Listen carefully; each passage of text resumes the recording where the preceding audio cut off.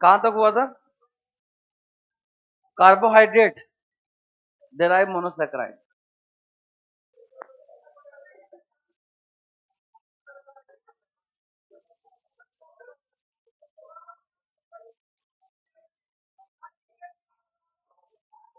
बस बेटा सुन लिए।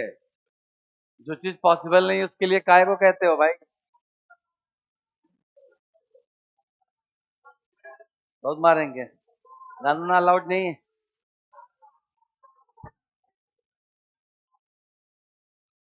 यार तुम लोग भी कुछ भी बोलते रहते हो भाई।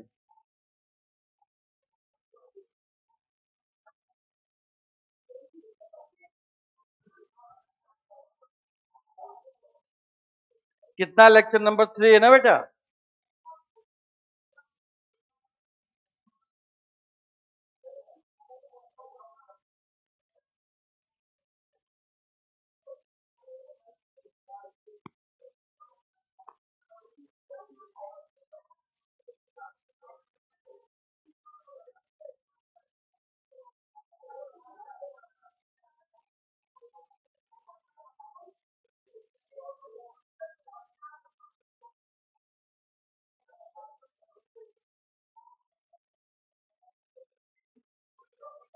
अमाइनो एसिड और लिपिड।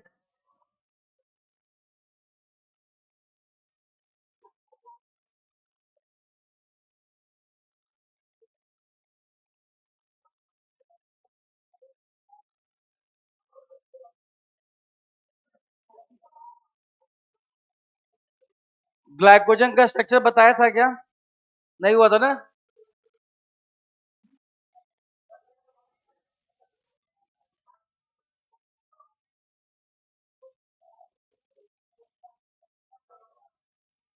आप लोग हेडिंग डालिएगा।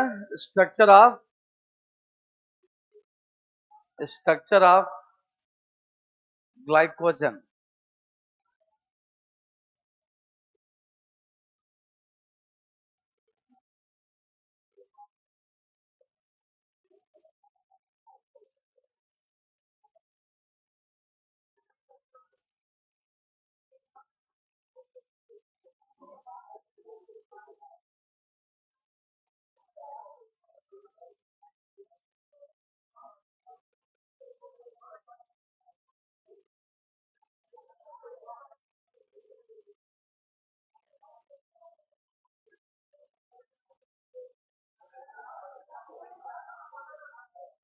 देखिए, बोले नहीं।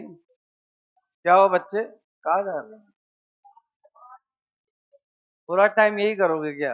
बैठो, बैठो, बैठो। बैठ जाओ। आधे बच्चे तो यही परेशान रहते हैं, पंखा चालू है कि पंखा बंद है।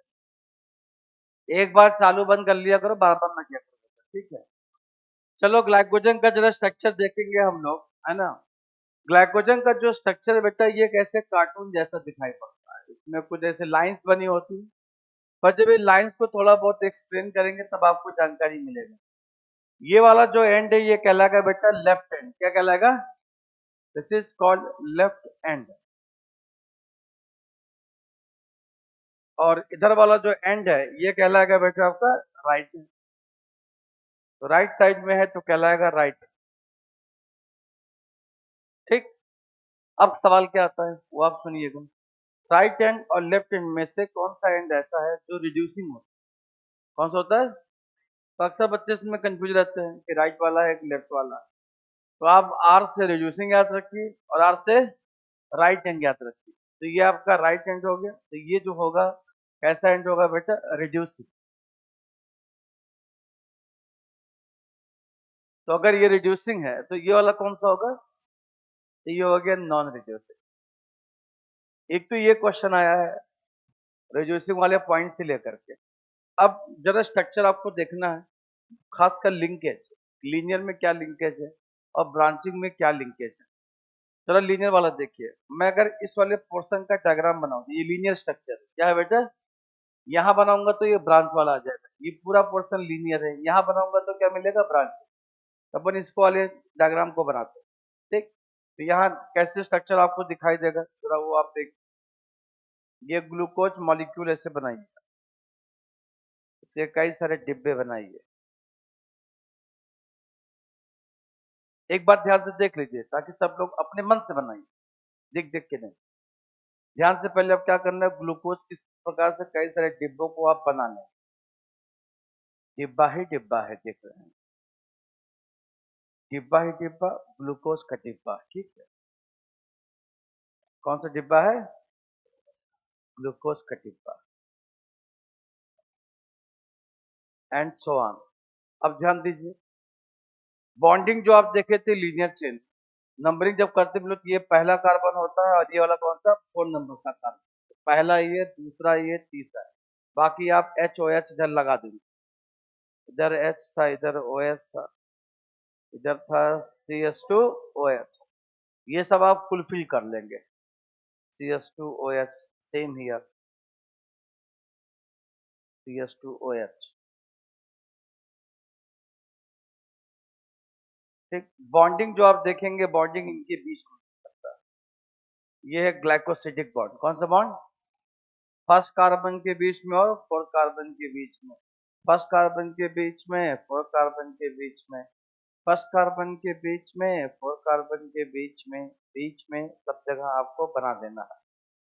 सब जगह आप लगा देंगे बेटा। सी एस टू क्या लगाएंगे? O H. इधर लगाएंगे बेटा ओ एच, इधर नीचे भी लगा देंगे ओ एच। ऊपर लगाएंगे ओ एच, नीचे लगाएंगे ओ एच। ऊपर लगाएंगे ओ एच, नीचे लगाएंगे ओ एच। ऊपर लगाएंगे ओ एच, नीचे लगाएंगे ओ एच। क्या बात है। तो ये हो गया लीनियर चेन। क्या हो गया? जिस बॉन्ड का नाम बताना है, ये बॉन्ड कहलाएगा क्या?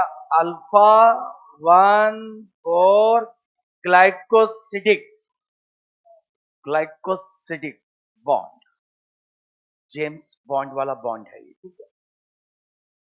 अब जरा अगला वाला देखना है हमको, ठीक है। सबसे ज्यादा दिक्कत इस वाले में, ठीक। इस वाले को जरा डायग्राम को बनाइए, बना लेते हैं। इधर चेन ऐसे बन रही है, तो ग्लूकोज को इधर हम लोग उल्टा लटका देंगे बेटा, ठीक है।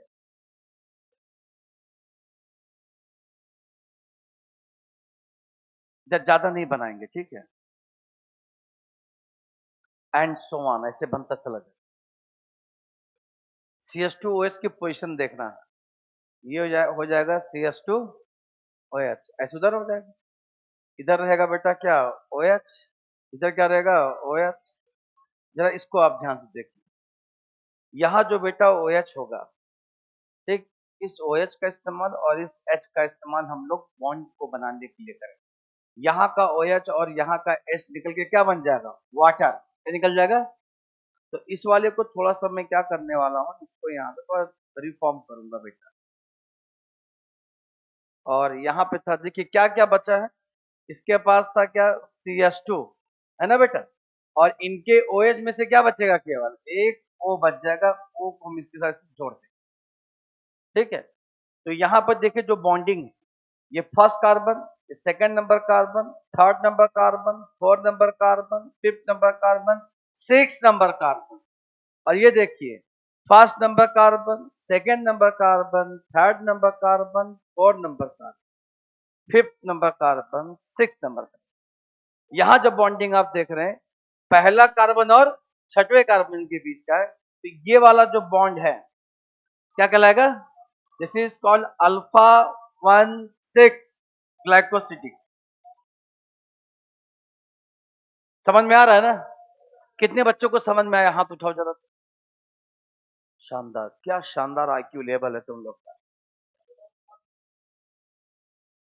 ये 1,6 है, 1,4 बनाऊंगा तो कैसे बनेगा इसमें?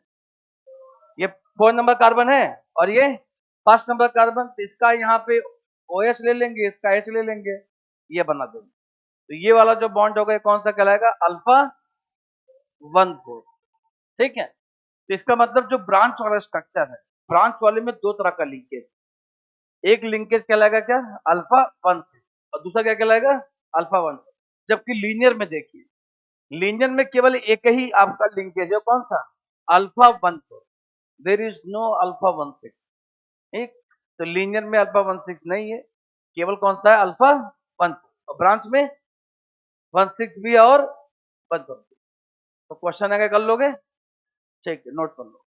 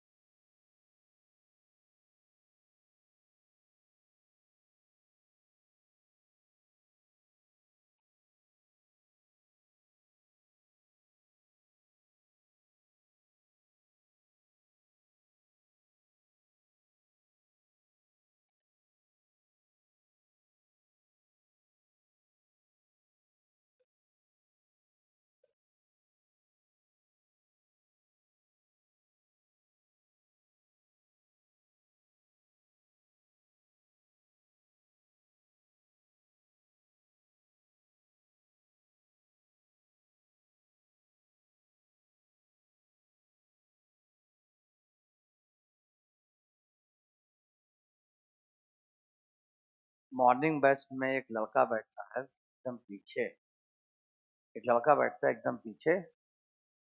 मेरे को लगा पीछे केवल बच्चे बैठते हैं एवरेज वाले, और वो क्लास का टॉपर है।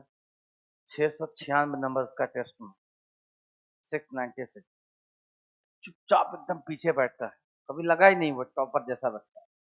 शांति से बैठा है, मतलब क्लास में जो चुपचाप बैठा है इसका मतलब वो बहुत खतरनाक है। 696 एकदम पीछे बैठता है। वो मुझे परसों पता चला जब मैं लिस्ट निकलवाया जरा इस बैच का, जरा हमको दीजिए रिजल्ट। 696 वाला एकदम पीछे बैठा, नाम लिया उसका, आदित्य सिंह नाम है बच्चा, आदित्य सिंह।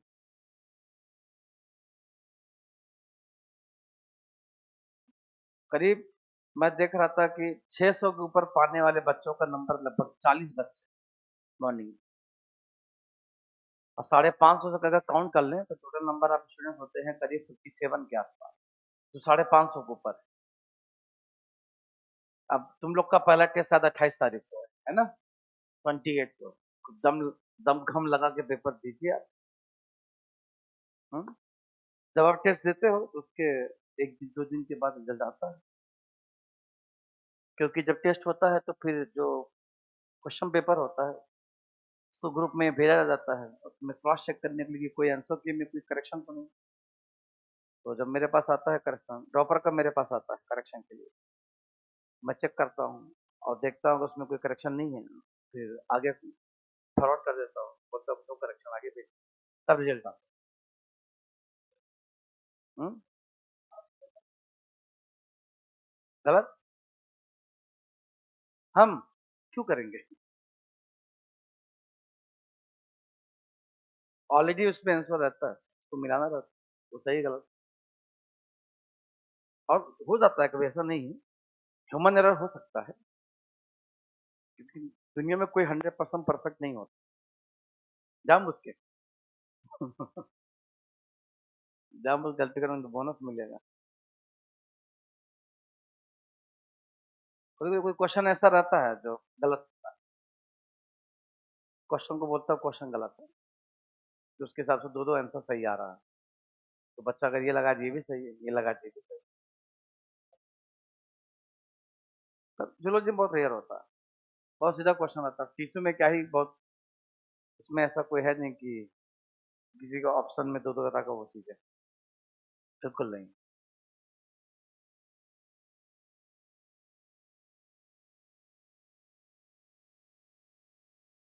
मुझे उम्मीद है कि इस बैच से अच्छे नंबर आएंगे। भाई लगता तो ऐसे ही तुम लोग को देख करके, चालाक हो, होशियार हो, ठीक है? नहीं हो? गलत फहमी है। चलो आएगा नंबर तो पता चल ही जाएगा।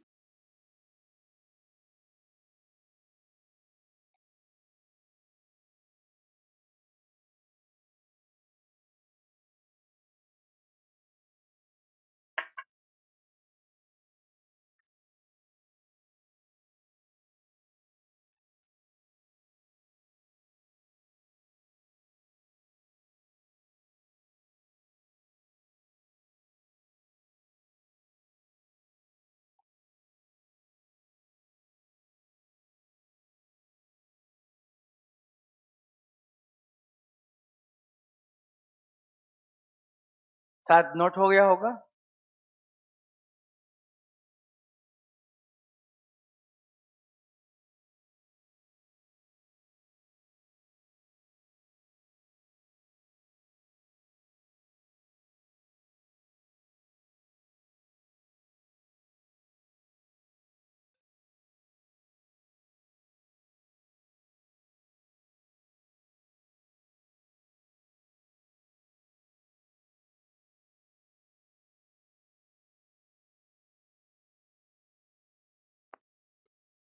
अब आगे चले।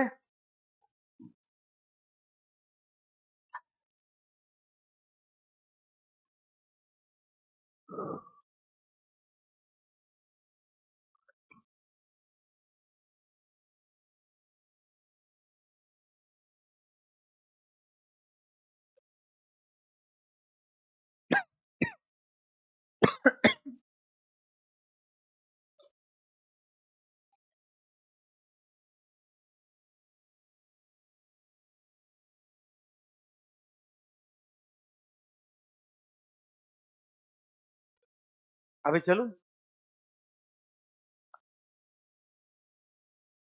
इसके बाद अगला जो टॉपिक है वो है, आप हेडिंग डालिएगा, अमाइनो एसिड।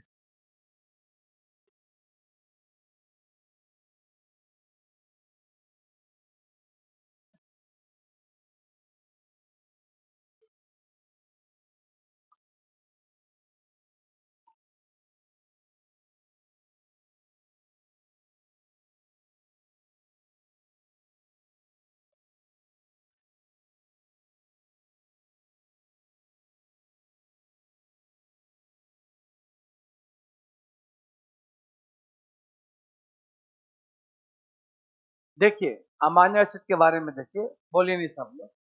सबसे पहले बताएंगे अमाइनो एसिड क्या होता है, उसको आपको बताना होगा। अमाइनो एसिड आपका स्ट्रक्चरल यूनिट होता है किसका? प्रोटीन का। किसका होता है बेटा? अब ये किस तरह का एसिड है, ये क्वेश्चन आता है। इनऑर्गेनिक है कि ऑर्गेनिक एसिड है? तो ये ऑर्गेनिक एसिड होता है। कैसा होता है? इसमें एक कायरल कार्बन होता है। क्या होता है बेटा? और उस कार्बन से 4 डिफरेंट तरह के ग्रुप जुड़े हुए हैं। 2 ग्रुप तो कंपल्सरी जुड़े होने चाहिए, एक अमाइन ग्रुप, दूसरा होता है कार्बोक्सिलिक। जनरली जो अमाइन ग्रुप होता है वो लेफ्ट साइड जुड़ा होता है, और जो राइट साइड जुड़ा होता है वो कार्बोक्सिलिक ग्रुप होता है। कैसा होता है? और एक होता है इसमें इलेक्ट्रिक ग्रुप, जो कि होता है वेरिएबल। क्या होता है? ये सब्स्टिट्यूटेड मेथेन टाइप का होता है। इसमें आप इसको आप सब्स्टिट्यूट करते जाइए एल्काइल ग्रुप से, और नया नया बेटा जो है अमाइनो एसिड के नाम बनते जाएंगे। टोटल नंबर ऑफ जो अमाइनो एसिड होता है ये 20 होता है। कितना होता है? 20। और इनमें से जो है 10 होता है एसेंशियल, और 10 क्या होता है? नॉन। तो 20 तो याद रखना पॉसिबल नहीं है, पर आप 10 वाला जो एसेंशियल है वो आप याद रख सकते हैं, उनको अपन याद करा देंगे। ठीक है? तो 10 एसेंशियल एसिड को आपको याद रख लेना है। फिर उसके बाद जो अमाइनो एसिड के बारे में, कि अमाइनो एसिड का जो बिहेवियर होता है अलग अलग पीएच सोल्यूशन में अलग अलग दिखाई पड़ता है। कहीं कहीं ये कैटायनिक फॉर्म में होते हैं, कहीं कहीं ये एनायनिक फॉर्म में होते हैं, और एक ऐसा भी फॉर्म होता है जो जिसपे दोनों तरह का चार्ज होता है, वो होता है न्यूट्रल फॉर्म। और उस न्यूट्रल फॉर्म को कहा जाता है ज्यूटेराइनिक फॉर्म। क्या कहते हैं? कई बार पेपर में ज्यूटेराइनिक फॉर्म आपसे पूछा गया कि ज्यूटेराइनिक फॉर्म को आप बताइए किस प्रकार से रिप्रेजेंट करते हैं। तो हम लोग स्ट्रक्चर बना के देखेंगे, तो हम लोग को ज्यूटेराइनिक फॉर्म मिल जाएगा। फिर इसके बाद अमाइनो एसिड में जो एल्काइल ग्रुप है उसको रिप्लेस करके 3 अमाइनो एसिड का नाम एनसीईआरटी में मेंशन है विद स्ट्रक्चर। तो जो स्ट्रक्चर के साथ आपको दिया गया है उन्हीं स्ट्रक्चर को आपको बनाना भी है, इवन उनको याद भी रखना, कि अगर ऐसा स्ट्रक्चर आएगा तो आप देख के तुरंत टिक कर देंगे किसका है। तीन में एक है ग्लाइसिन, दूसरा है एलानिन और तीसरा है सेरीन। सेरीन में CH2OH ग्रुप एल्किल ग्रुप जो R होता है उससे रिप्लेस होता है। दूसरा CH3 ग्रुप वहां पे जब लगा होगा R की जगह पर तब वो एलानिन कहलाएगा, और सिर्फ अगर हाइड्रोजन लगा हो तो क्या कहलाएगा? ग्लाइसिन। सभी अमीनो एसिड में जो नॉन अमीनो एसिड है उनमें ग्लाइसिन आपका कहलाता है सिंपलेस्ट। क्या कहलाता है? Simplest amino acid. पहले आपके दिमाग में मोटा मोटा इंफॉर्मेशन होना चाहिए अमीनो एसिड के बारे में, तब हम लोग उस अमीनो एसिड को लिखेंगे कि हमको किस तरीके से इसको ध्यान से इसको पढ़ना है, समझना है। ठीक है, अब आगे देखेंगे अमीनो एसिड में और आपको क्या पढ़ना, दूसरा आपको इसमें पढ़ना है कि ईच अमीनो एसिड ये आपस में कनेक्टेड होते हैं या ज्वाइंट होते हैं by a bond. The name of that bond is peptide bond. कौन सा बॉन्ड?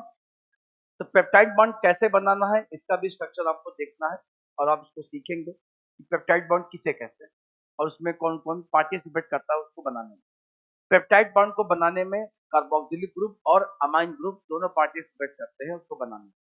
ठीक है, दूसरा पॉइंट हम लोग आगे डिस्कस करेंगे कि अब जो एल्किल ग्रुप है, एल्किल ग्रुप में जो कार्बोक्सिलिक है, एल्कोहल है, सल्फर है, अलग अलग जब ग्रुप ये जुड़ते हैं तो अलग अलग अमीनो एसिड का नाम निकल के आता है। उसमें एसिडिक अमीनो एसिड है, बेसिक अमीनो एसिड है, न्यूट्रल अमीनो एसिड है, सल्फर कंटेनिंग अमीनो एसिड है, एल्कोहलिक अमीनो एसिड है, एरोमेटिक अमीनो एसिड है। ठीक है, ये सारे अमीनो एसिड आपको याद रखने हैं, पर ये सब स्टेप बाय स्टेप पढ़ेंगे, एक ही बार में तो नहीं होगा। स्टेप बाय स्टेप पढ़ेंगे तो सब याद भी हो जाएगा। ठीक, तब जाके ये अमीनो एसिड का जो इतना बड़ा जाल है वो खत्म होगा। ओके, तो इतना सारा इंफॉर्मेशन आपको अमीनो एसिड के बारे में रखना है और इसी से क्वेश्चन आपके एग्जाम में लग जाए। ठीक, चलिए शुरुआत करते हैं इन्हीं चारों पॉइंट से। पहला पॉइंट मैंने बताया था क्या, अमीनो एसिड के बारे में, किसका यूनिट है बेटा? ये it is structural unit.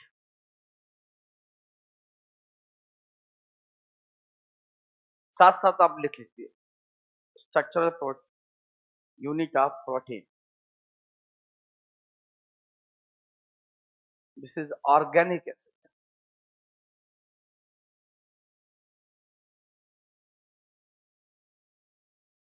in which four different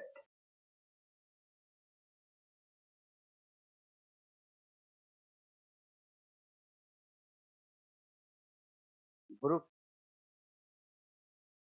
is attached with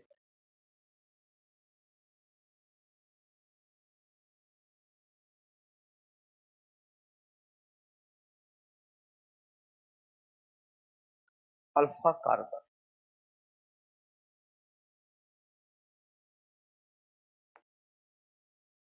like C H NH2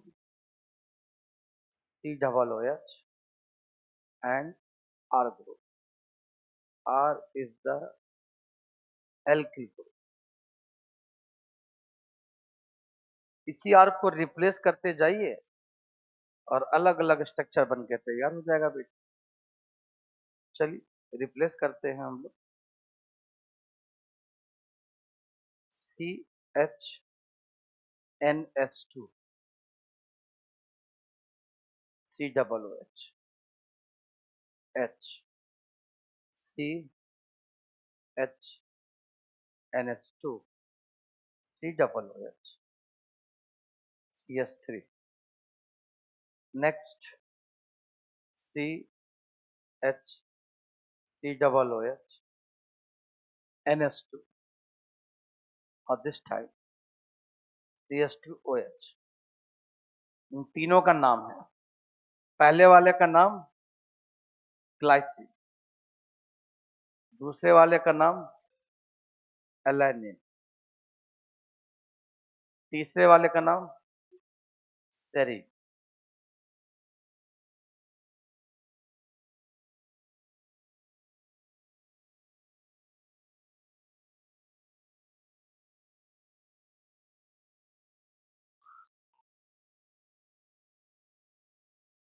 total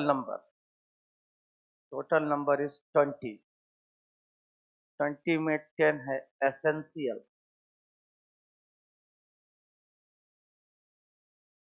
और 10 होता है नॉन एसेंशियल। अब एसेंशियल नॉन एसेंशियल का मीनिंग क्या है? वो अमीनो एसिड जिसका सिंथेसिस हमारे बॉडी में होता है और हमें बाहर से डाइट के थ्रू उसकी नीड नहीं होती है, ऐसे को बेटा हम लोग बोलते हैं नॉन एसेंशियल। और जो हमारे बॉडी में सिंथेसाइज नहीं होता और इनकी नीड हमको बॉडी से फूड सोर्स से होती है, उन्हें हम क्या बोलेंगे? तो एसेंशियल नॉन एसेंशियल की इस बेसिस पे डिफाइन करता है।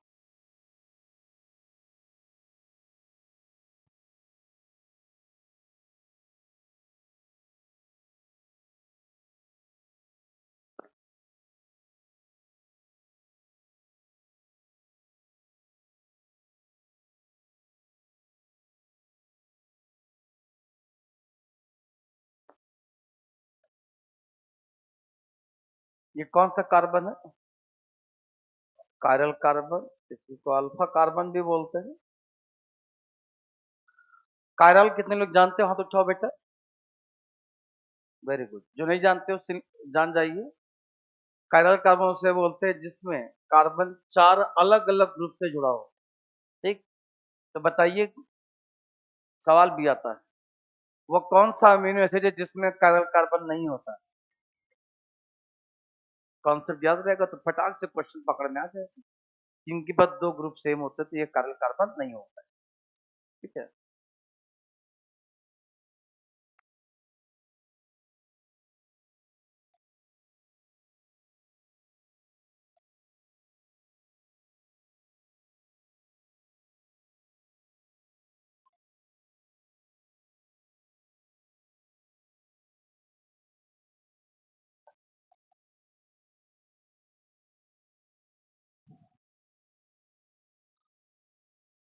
हम्म।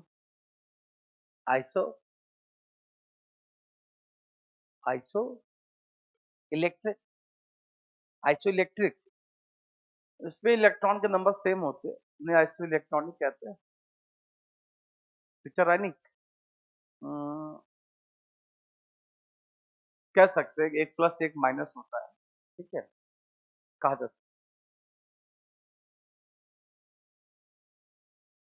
आगे चले बेटा।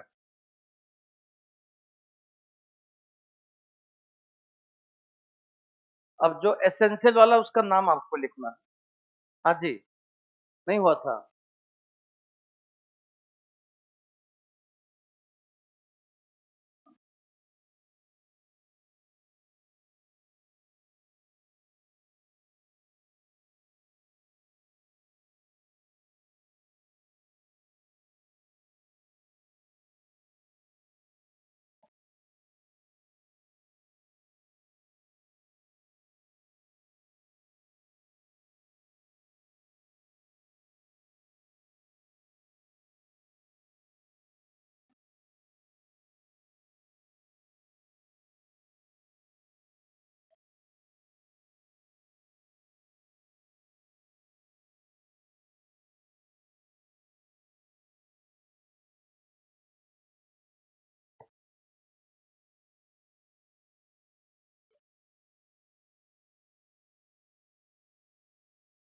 एसेंशियल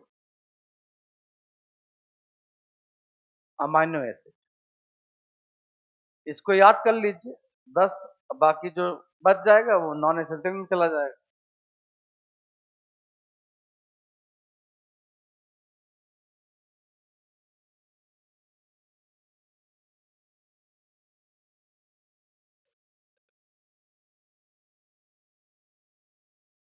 पर्सन है जिसका नाम है टिम। क्या नाम बेटा?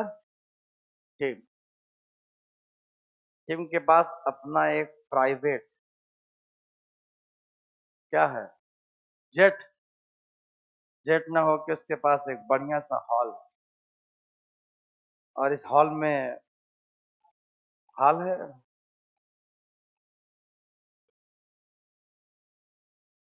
थेरोनिन। आइस है आइसोल्यूसिन।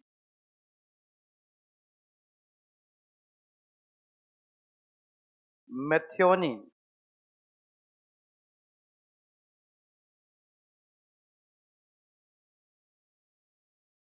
Phenyl alanine.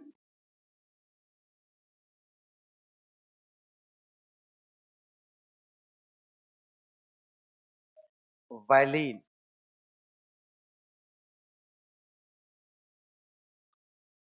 टी से ट्रिप्टोफान,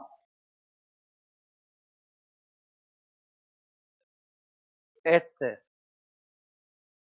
हिस्टिडिन,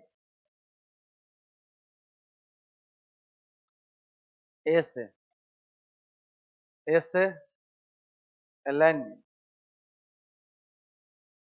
एल से लाइसिन,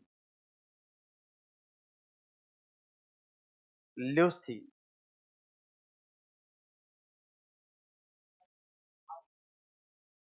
अच्छा, एलेनिन ना हो के आर्जिनिन होता है, एलेनिन नहीं होता, आर्जिनिन। आर्जिनिन के लिए एक बहुत महत्वपूर्ण बात लिखिएगा, इट इज लार्जेस्ट चेन, सबसे बड़ी चेन होती है amino acid, largest chain amino acid.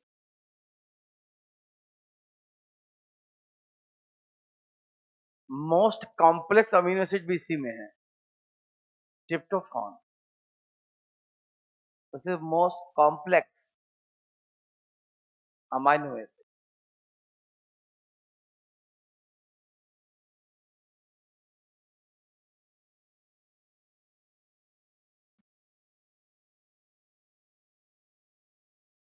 Foetus के ग्रोथ के लिए आर्जिनिन बहुत जरूरी होता है, ठीक है। तो चूंकि जब कभी भी बच्चे का वजन नहीं बढ़ता है, जैसे प्रेगनेंसी का अपने ड्यूरेशन में मदर का वेट बढ़ना चाहिए, अगर वेट नहीं बढ़ रहा होता तो डॉक्टर प्रोटीन डाइट के रूप में एलार्जिनिन की दवाइयाँ जो है वो लिखता है लगातार खाने के लिए। इसको अब लगातार आपको 4 महीने 3 महीने खाना पड़ेगा, तभी क्या होगा, वो अमीनो एसिड जब बॉडी में आएगा तो वो बच्चे का बॉडी बनाने में या ऑर्गन वगैरह बनाने में हेल्प करता है। बहुत इंपॉर्टेंट कंपोनेंट होता है एलार्जिनिन कि अच्छा, ये डॉक्टर देते कब एलार्जिनिन, जब पेशेंट डॉक्टर के पास जाके ये बोलता है डॉक्टर जो भी चीज खाते हैं वो वोमिटिंग ज्यादा हो जाता है, खाना खाया वोमिटिंग हो गया, ठीक। तो ऐसे में अगर आप कुछ खाओगे नहीं तो बच्चे को न्यूट्रिशन कैसे मिलेगा। पर बच्चा चालाक होता है, अपने जरूरत भर का न्यूट्रिशन तुमसे खींच लेगा। सवाल ये है कि उसको ये अमीनो एसिड डाइट में मिलता है और डाइट का कंटेंट डाइजेस्ट होने से पहले वोमिट हो जा रहा है। डाइजेशन तो 3-4 घंटे के बाद होता है, ठीक है, खाने का डाइजेशन, और वोमिटिंग तुरंत खाने के आधे घंटे बाद 10 मिनट बाद ही होता है। ठीक, अलग अलग फीमेल्स में अलग अलग सिम्टम्स होते हैं इसमें जो है, ठीक है। खाना, किसी को खाना इतना तेज बदबू लगता है, दाल का छौंका लगा तुरंत वोमिटिंग आता है, इधर छौंका इधर वोमिटिंग, छौंका वोमिटिंग, छौंका वोमिटिंग, ठीक है, दोनों एक साथ होता है, बहुत तेज। सब्जी की महक आती है बहुत तेज, सब्जी का छौंका लग रहा है, इतना तेज बदबू करेगा खाना उनको, वही खाना जो सबको बदबू नहीं करता है और उनको बहुत तेज स्मेल आती है।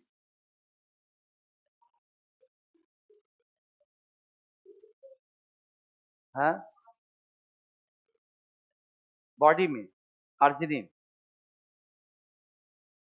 है, सेमी एसेंशियल की कैटेगरी में आ जाता है, इसलिए हम इसको बोल सकते हैं, ठीक है।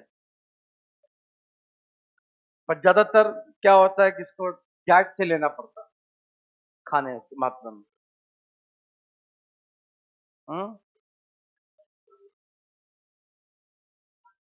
हाँ, वो एल आर्जिनिन, ऐसे आर्जिनिन के दो फॉर्म हो जाते हैं, लेवो और डेक्स्ट्रो टाइप में जो है, तो एक बनता है एक नहीं बनता, इसीलिए इसको हम आधा एसेंशियल मानते हैं, ठीक है। पर अभी के लिए आप इसको एसेंशियल में रखेंगे, है ना।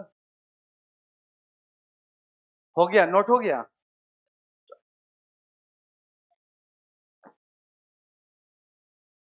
अब आगे रिंग डालेंगे, behaviour of amino acid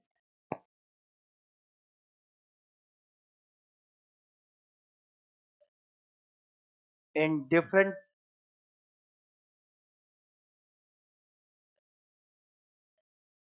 pH solution।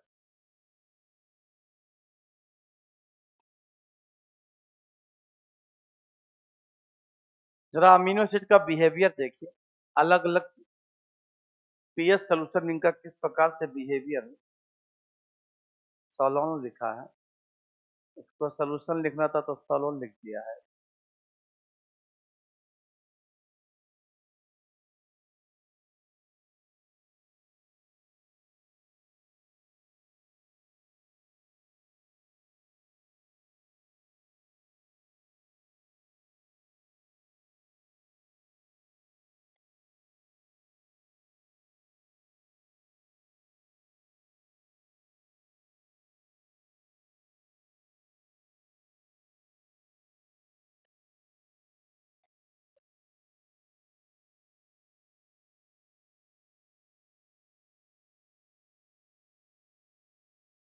देखिए 3 इसका फॉर्म आप देखेंगे।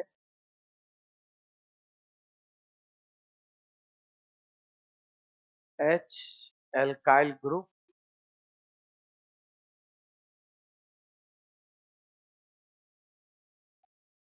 एक इसका बेटा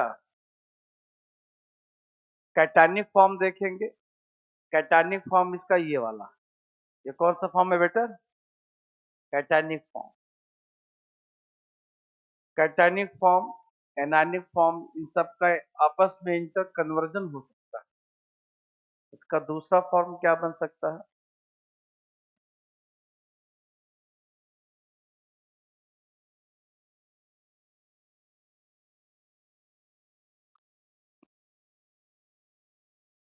एक और देखना है और फिर आपको बताना है इनमें से कौन सा बेटा आपका एनायनिक है, कौन सा कैटायनिक है और कौन सा न्यूट्रल वाला है। चलिए ध्यान से देख के बताइए। पहला तो मैंने लिख ही दिया है, अब बचा दो आपके पास, एक न्यूट्रल और एक, तो देख के बता लोगे तुम लोग। ये कौन सा फॉर्म हो गया? Anionic form. सबसे ज्यादा चर्चित, बहुचर्चित और बहुआयामी एग्जाम में पूछे वाला जाने वाला क्वेश्चन ये जो फॉर्म है ये कौन सा फॉर्म बेटा? इसको ज्यूटारायनिक फॉर्म कहते हैं। ज्यूटारायनिक फॉर्म। और ये फॉर्म कैसा होता है आपका? ये न्यूट्रल होता है। कैसा होता है बेटा? न्यूट्रल। दोनों चार्ज यहाँ पे पाया जाता है, प्लस और माइनस दोनों। ठीक, इस डायग्राम को आपको दिमाग में बैठा लेना है, बिल्कुल भी भूलना नहीं है। जब भी आएगा हमेशा ही पूछेगा ज्यूटारायनिक फॉर्म कौन सा है इसमें से। ये हमें नहीं लगता कि ये बहुत कठिन है। कठिन है क्या ये? बोलो भाई। नहीं है ना? मतलब ये हमको लगता है 4 नंबर तुमको फ्री में दे के जाता है और तुम लोग फ्री में कुछ लेना पसंद नहीं करते हो, ये दिक्कत है। फ्री में ले लिया करो, कुछ मिले तो बेटा, है ना? हाँ ले लिया करो। ठीक है। हाँ,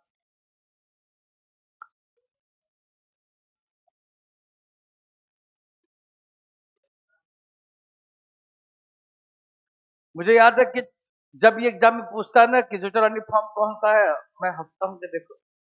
फिर मुझे ध्यान आता है कौन सा बच्चा है जो इस फ्री वाले क्वेश्चन को नहीं ले पा रहा होगा। एक आध दो बच्चे हमको मिल जाते हैं जो बाद में जब डिस्कशन करने लगते हैं इसमें ज्यूटारानी फॉर्म कौन सा है। पहले तो उनका मैं स्वागत करता हूँ जरा। क्लास में जब पढ़ाता हूँ ध्यान कहाँ रहता है तुम्हारा? इतना आसान सवाल तुम गलत करके आओ। अब यहाँ आके पूछो सर हमने ये वाला लगाया है, ये सही है गलत? कौन सा लगा के आया था पता है? वो प्लस वाला, एकदम आगे वाला।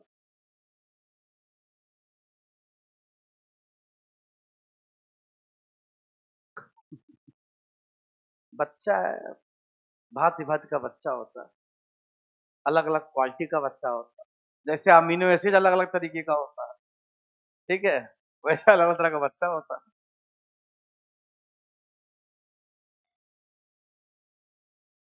रिजल्ट किसका? अभी वाला? ये जो सुप्रीम कोर्ट से आया है?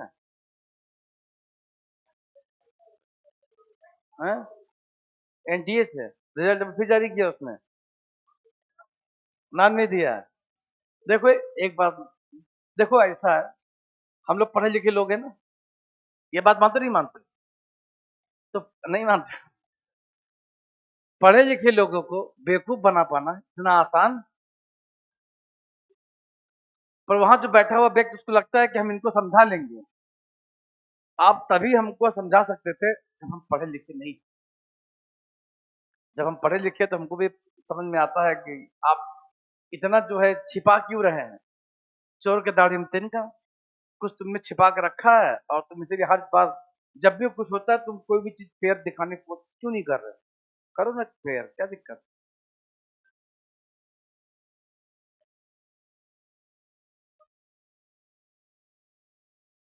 ऐसा देखो हुआ।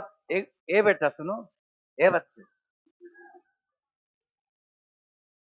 हुआ तो बहुत बड़े लेवल पे है, पर सवाल ये है हमारे कहने से या आपके समझने से क्या हो जाएगा?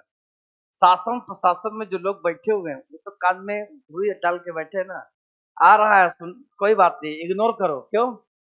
क्योंकि अगर मामला खुलेगा चोरी सामने आ जाएगी। और काम की बात ये है कि सब लोग मिले हैं उसमें। भाई जब सब मिले हैं, सब खा रहे हैं, तो कौन किसको पे उंगली उठाएगा? कोई नहीं उठाएगा। तो सब केवल लीपा पोती होगा उस पे। उसको लीपना है और अच्छे से पोत देना है, ठीक है, ताकि दिखाई न पड़े किसी को। खैर, पर ये है भविष्य में आगे कभी ऐसा हो, पर क्या ही आपका, आप तो बच्चे हैं, आप क्या कर सकते हैं भाई? माँ बाप आपको पढ़ने के लिए भेजे हैं, आपको किसी प्रोटेस्ट का हिस्सा बनने के लिए नहीं भेजा जाता। ये आप करेंगे तो मैंने आपको पहले बताया, घर से पहले एक ही डांट सुनने को मिलेगी। वो कहेंगे ऐसा नेतागिरी करना हो तो तब घर चले आओ। पढ़ने गए हो, वहां नेतागिरी मत करो। तो पढ़ो, तुम्हारे लिए आवाज जिसको उठाना होगा वो तो उठाएगा ही। पेप्टाइड बॉन्ड कैसे बनेगा, आइए हम लोग पेप्टाइड बॉन्ड पे फोकस करते हैं बेटा, ठीक है।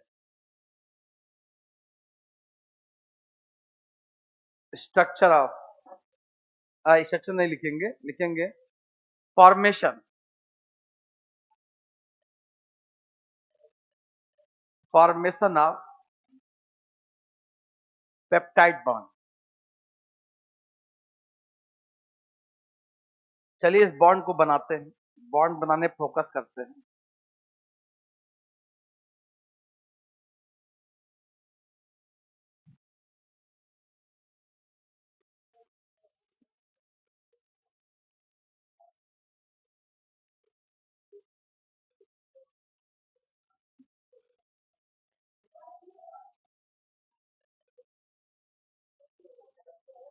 हाँ देखिए, आपको पेप्टाइड बॉन्ड बनाना है तो आप पहले अमाइनो एसिड सब लोग बनाइए। R1HNH2 COOH, इसको जोड़ देना है बेटा, इसको जोड़ दीजिए बेटा, ऐसे जोड़ दीजिए COOH। जोड़ देंगे ना बेटा आप? देखिए, जिंदगी में एक बात याद रखिए, जब भी दो लोग जुड़ेंगे हमेशा पानी निकलेगा बेटा।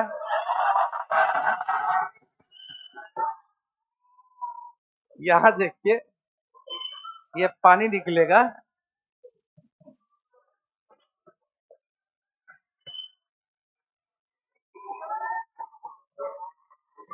अरे इसमें इतना भी हल्ला मचाने का जरूरत नहीं था बेटा। ये देखो, तुम लोग गजब बच्चे हो। अरे भाई, केमिस्ट्री में भी यही तो पढ़ते हो ना, कि जब OH और H अगर आप जोड़ेंगे तो क्या बनेगा?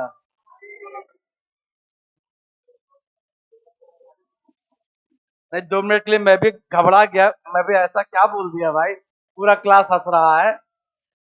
हाँ, अब देखिए इनको आपने जोड़ दिया, अब इनको ऐसे आप जोड़ के लिख दीजिए। कुछ नहीं करना है, कोई दिमाग नहीं लगाना है। ऐसा देखो, जो जो बचा है, इधर क्या बचेगा बेटा? जल्दी बोलो। NH2, ऊपर क्या बचेगा? H, नीचे क्या बचेगा? R1। बगल देखिए, इधर क्या बच गया? CO, क्या बच गया? तो हम लोग CO के लिए अलग कलर का इस्तेमाल करेंगे, CO। और इधर देखो क्या बच गया? NH, CONH, CONH। और यहाँ पे केवल बच जाएगा आपका C, कार्बन। कार्बन इधर हो जाएगा H, इधर हो जाएगा R2, और इधर हो जाएगा बेटा COOH। अब आपको ध्यान देना है, एक बात ये ध्यान देना है कि आपने चूंकि दो को जोड़ा है, ठीक है, जब भी दो अमाइनो एसिड जुड़ेगा तो बेटा नाम क्या हो जाएगा उसका? डाइपेप्टाइड। क्या नाम होगा? तो अब देखो, मान लो क्वेश्चन आ गया, दो अमीनो एसिड को जोड़ने के बाद उनका नाम आएगा डाइपेप्टाइड। तो मेरे को बताओ, अगर 3 जोड़ेंगे तो क्या नाम होगा, 4 जोड़ेंगे तो 5। तो किताब तो लिख ही सकते हो तुम लोग, है ना बेटा।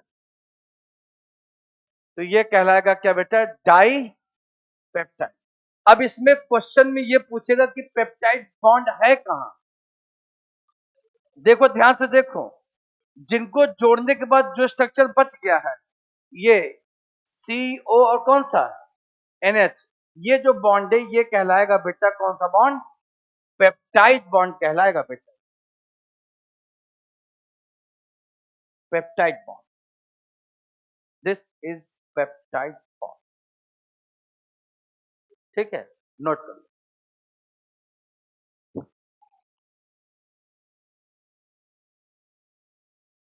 अब सब लोग पेप्टाइड बॉन्ड पहचान लोगे ना बेटा, वेरी गुड।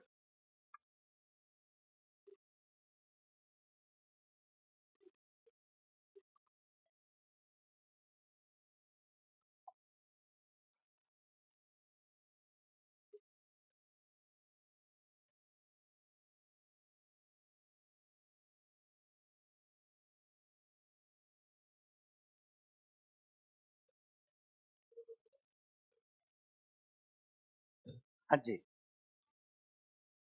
हाँ, पूरे को मिला के कहा जाता है डाइपेप्टाइड।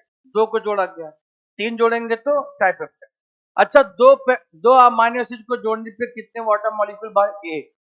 दो को जोड़ेंगे एक, 3 को जोड़ेंगे 4 को, 5 को, n जोड़ेंगे तो जब कभी ऐसा अगर सवाल आए जो कि एनसीईआरटी में नहीं भी है, बट उसका एप्लीकेशन ये कॉन्सेप्ट है कि दो को जोड़ रहे हैं तो एक वाटर मॉलिक्यूल बाहर निकलता है, तो जाहिर सी बात है आपसे क्वेश्चन पूछा जा सकता है कि 200 अमीनो एसिड को जोड़ेंगे तो कुल कितने पेप्टाइड बॉन्ड बनेंगे, 199। ठीक है, हमेशा एक कम रहेगा।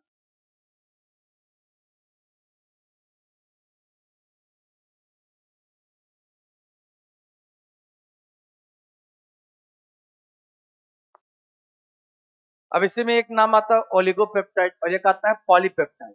ठीक है, तो जब अमीनो एसिड का नंबर लगभग, हम ये मानते हैं कि अमीनो एसिड का नंबर जब 2 से ज्यादा और 10 से कम हो तो उसको हम ओलिगो में रखते हैं, किसमें रखते हैं, और जब मोर देन 10 आपके अमीनो एसिड जुड़ते हैं उसको पॉलीपेप्टाइड बोला जाता है।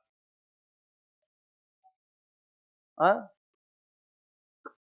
एक का एक कम रहेगा, कैसे रहेगा, ये दो जोड़ रहे हो ना बेटा यहाँ पे, तो एक एक ही बन रहा है, तो दो को जोड़ रहे हो तो केवल एक वाटर मॉलिक्यूल बाहर निकलेगा। इसके बाद जब आप एक और जोड़ोगे तो ये CO ग्रुप आएगा, ये क्या जुड़ेगा, NH ग्रुप, तो यहाँ से ये जुड़ के बन जाएगा, तो यहाँ से एक वाटर मॉलिक्यूल बाहर निकलेगा। तो 3 अमीनो एसिड यूटिलाइज कर दिया तो 2 वाटर मॉलिक्यूल निकलेगा, तो 4 जोड़ेंगे तो 3।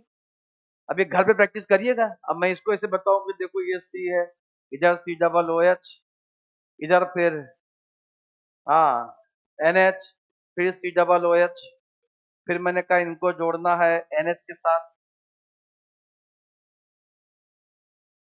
ये देखो ऐसे। फिर मैंने कहा देखो, एक बार यहाँ पानी निकलेगा, एक बार यहाँ आपको पानी निकाल देना है, ठीक है। तो देखिए नंबर 1, नंबर 2 और नंबर 3 अमीनो एसिड को जोड़ रहे हैं तो पानी मॉलिक्यूल बाहर निकल रहा है। ऐसे ही आगे देख लीजिए, तो जितना आप जोड़ते जाएंगे उतना ही क्या होगा, वाटर मॉलिक्यूल बाहर निकलता जाएगा बेटे। तो ये तो एप्लीकेशन बेस हो गया। अब ये डिपेंड करता है जो क्वेश्चन बनाने वाला है भेजा वजा है कि नहीं उसके पास, ठीक है। फिलहाल तो अभी तक तो नहीं है ना जो पेपर बन रहा है, पर आगे हो सकता है भेजा वजा आ जाए कहीं से, आना चाहिए। भेजा नहीं आएगा ना तो कंपटीशन वाले बच्चों को बहुत नुकसान हो जाएगा जो तैयारी कर रहे हैं।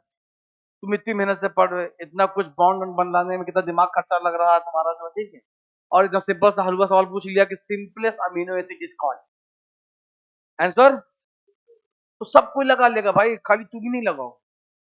बॉन्ड बनाने में, पेप्टाइड बॉन्ड बनाने में कौन कौन सा पार्ट यूटिलाइज होता है, ये जब पूछेगा तो ये सवाल बनता है, तब आप समझेंगे कि पेप्टाइड बनाने के लिए जो है हाइड्रोजन यूज करते हैं हम लोग अमीनो ग्रुप का, वो भी दूसरे अमीनो एसिड का, उसी अमीनो एसिड का नहीं यूज होता है। एक अमीनो एसिड का क्या यूज होगा, OH, दूसरे अमीनो एसिड में NH2 ग्रुप का क्या यूज होता है बेटा, H। ठीक, तो याद रखिएगा कि उसी अमीनो एसिड का ना तो एच यूज होता है और ना ही बेटा ओ एच, बल्कि दूसरे का यूज। ठीक है, तो ये आप ध्यान रखिएगा कि कैसे क्वेश्चन आपसे पूछा जा सकता है। अब यहां से आते हैं पेप्टाइड के बाद अगला टॉपिक आता है टाइप्स ऑफ अमीनो एसिड। सभी बच्चे हेडिंग डालेंगे टाइप्स ऑफ अमीनो एसिड के कई तरह का होता है, so many types.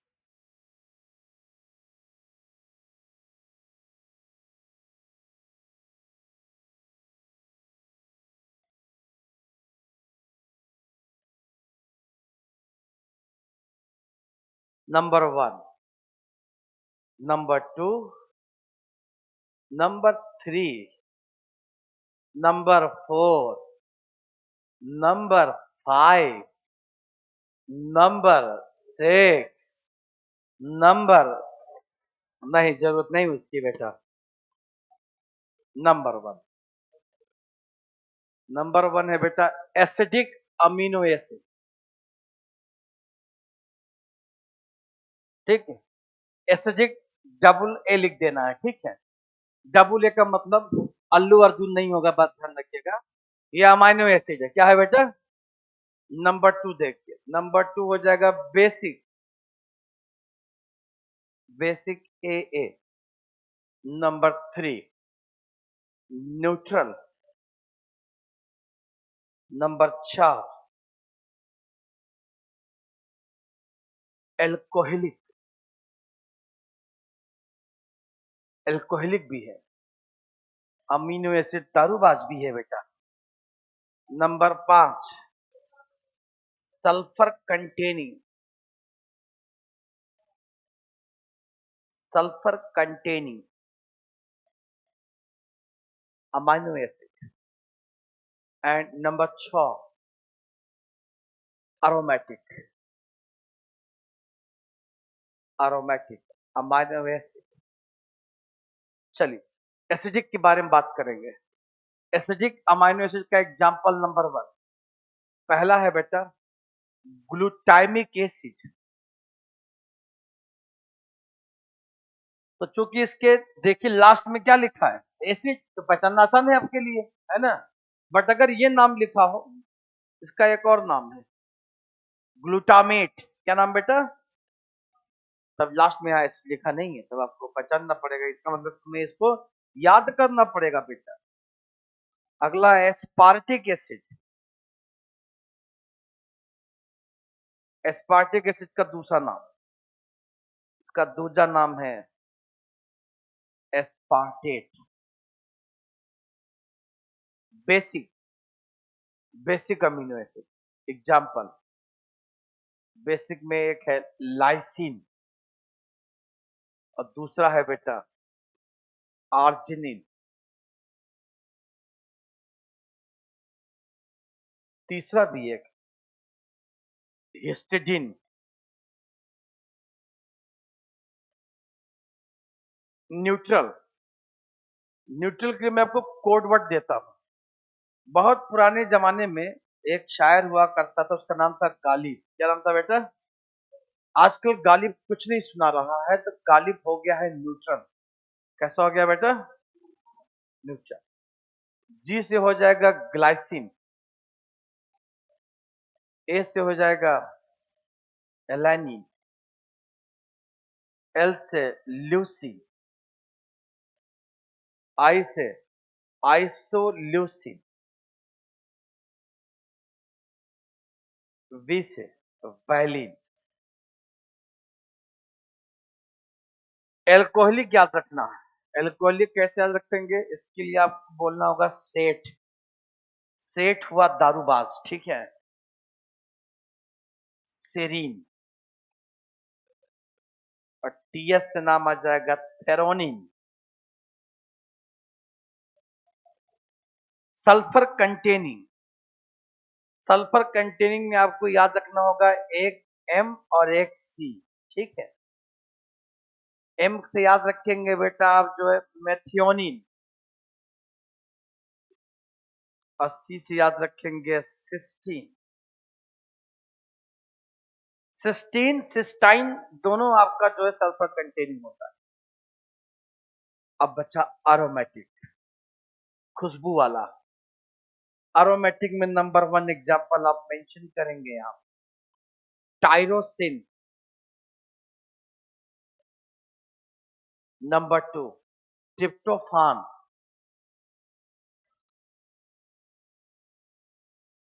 And number 3 phenyl alanine.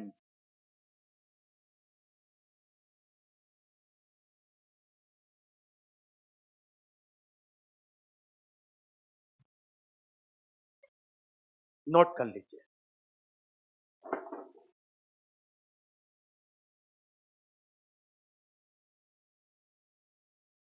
घर जाके आज इसको आप अच्छे से पढ़ लीजिएगा, क्योंकि कल संडे है, आप घूमने में समय बिता देंगे। इसीलिए आज आज ही इसको आप पढ़ लीजिए, ताकि ये टॉपिक आपके जो है दिमाग में आ जाए।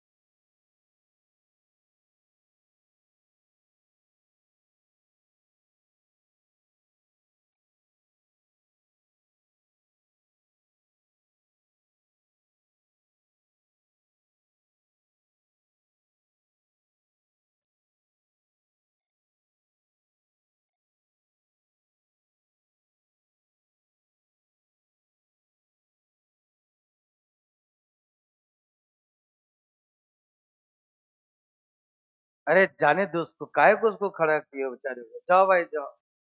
अभी यहाँ वहां कुछ हो जाए तो चलो दिक्कत। जरा कब से कह रहा है जाने दो, लिख लिख पहले लिख लेंगे तभी जाने।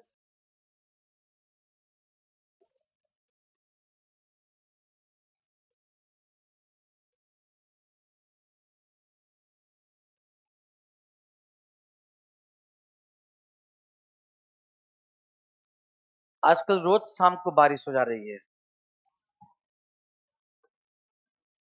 आज भी होगा। एक्चुअली शाम के समय 3 बजे के बाद बादल आने शुरू होते हैं। वो लोग आपस में एक दूसरे से बातचीत करते हैं, कहता है और भाई सब ठीक है। तो वो अगले से कहता है भाई बहुत दूर से आया हूँ, बहुत ढेर सारा पानी लेके आया हूँ। ठीक है। बातों बात में वो एक दूसरे से बहस हो जाती है उनमें, ठीक है।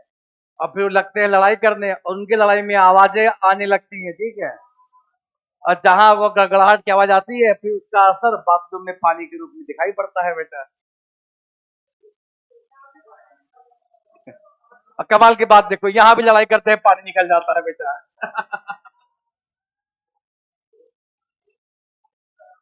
पर ये बहुत अच्छा रहता है कि क्लास चल रही होती है और बाहर ऐसे बादल आपस में लड़ाई कर रहे हो तो तेज बारिश होती है। हाँ, तो पढ़ने का मजा है थोड़ा सा अलग हो जाता है। ठीक है। अब ये नोट हो गया होगा।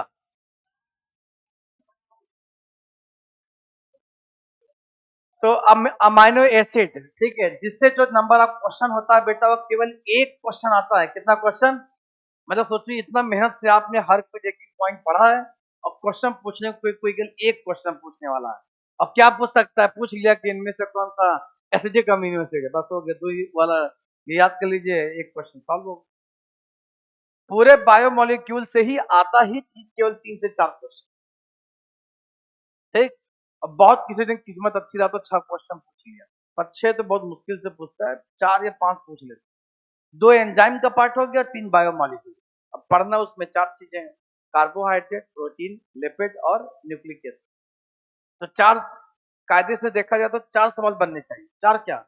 पहले भी तो पढ़े हो, ये secondary metabolites, primary metabolites, event percentage, composition, cell के बारे में, इनसे भी क्वेश्चन बनने चाहिए। खैर देखो, अब आगे चलो। चलिए अब आगे बढ़ते हैं हम लोग लिपिड की तरफ। लिपिड।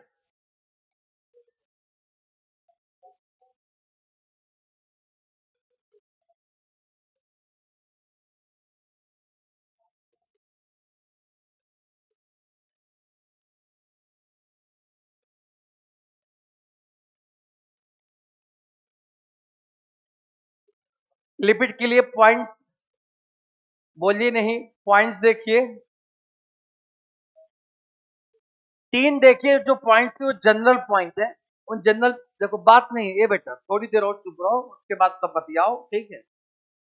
क्लास में आपको से बता रहा हूं, अगर क्लास में पढ़ाई हुई चीजों को अगर आप अटेंटिवली होके सुनते हैं ना, तो वो क्लास आपका 99% आपका इफिशियंसी का होता है, ताकि तब आपको घर पे कम से कम मेहनत करना पड़ता है। ये रिकॉर्ड है। बायो सब्जेक्ट ऐसा बिल्कुल भी नहीं है कि अगर ध्यान से अगर आप उस चीज को सुने तो आपको आगे भविष्य की समस्या हो, कभी नहीं हो सकती। मेरा ऐसा मानना है। क्या तुम्हारा ऐसा सोचना है? नहीं सोचना है? मतलब अगर मेरा मानना है तो मैं सही मनवा रहा हूँ बेटा, ठीक है।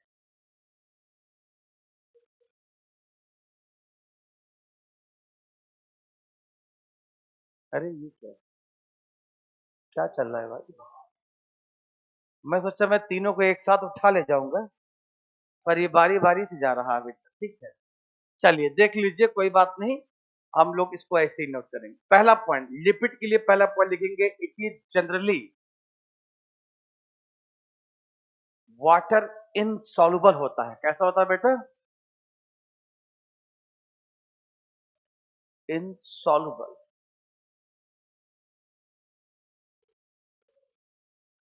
It is strictly not, strictly not, कौन सा, माइक्रो या मैक्रो?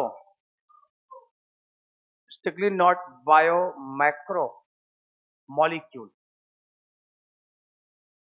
और इसके पीछे रीजन है, रीजन भी ये लिखेंगे क्योंकि ये शास्त्रीय रीजन क्वेश्चन बन सकता है।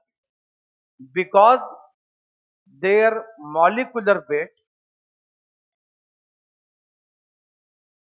molecular weight is below 800 Dalton।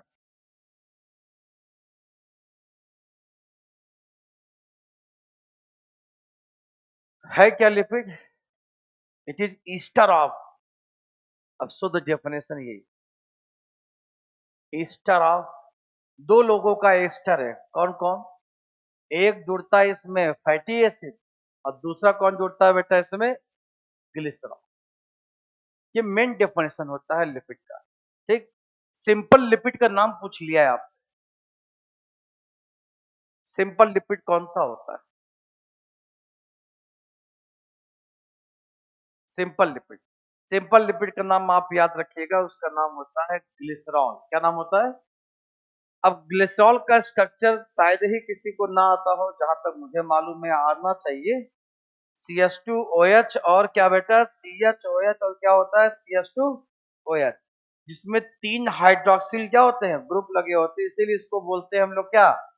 Try hydroxy. और 3 कार्बन से क्या होता है बेटा? Propane.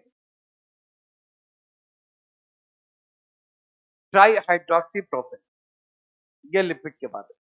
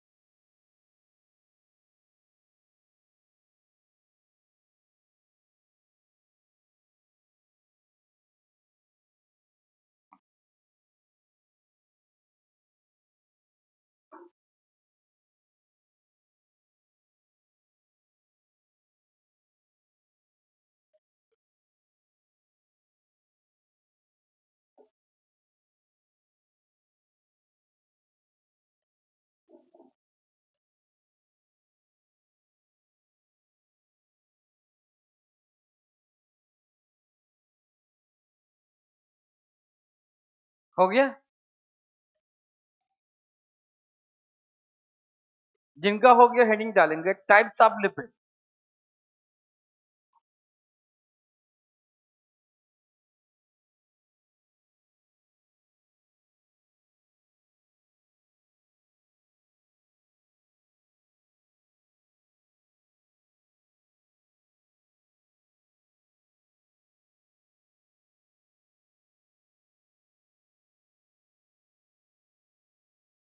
Types of lipid.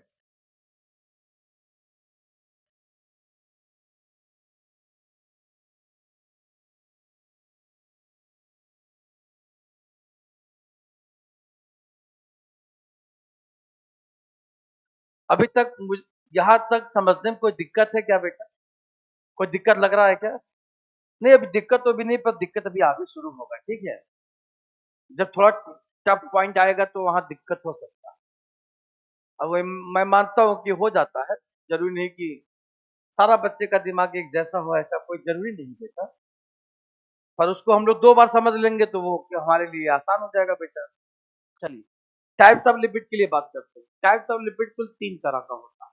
Number 1, पहला है बेटा सिंपल लिपिड। क्या है बेटा? अब आप बिल्कुल भी मत लिखिए, क्योंकि ये पॉइंट थोड़ा सा समझने वाला पॉइंट है, तो पहले एक बार आप इसको समझ लीजिए। सिंपल लिपिड को ध्यान से सुनिए सभी लोग। सिंपल जो लिपिड होगा, ये सिंपल लिपिड ये आपका ईस्टर होता है बेटा फैटी एसिड का और ग्लिसरॉल का। This is the ester of, क्योंकि मेन डेफिनेशन आप इसी का पढ़ते हैं। यहाँ पे 2 चीजों हैं, एक है बेटा फैटी एसिड और दूसरा क्या है बेटा इसमें? तो अगर सिर्फ और सिर्फ फैटी एसिड ग्लिसरॉल जुड़ा है तो वो हमेशा सिंपल लिपिड कहलाएगा, ठीक। दूसरा लिपिड आता है बेटा कॉन्जुगेट लिपिड। क्या नाम आता है? अब जैसा कि नाम से आप समझ पा रहे हैं कि इसमें 2 चीजें जुड़ी हुई, कॉन्जुगेट लिपिड। अब इसमें क्या क्या हो सकता है? अब कॉन्जुगेट शब्द है, मतलब लिपिड में कुछ ना कुछ पार्ट ऐड ऑन है। क्या क्या जुड़ सकता है वो आप समझिए।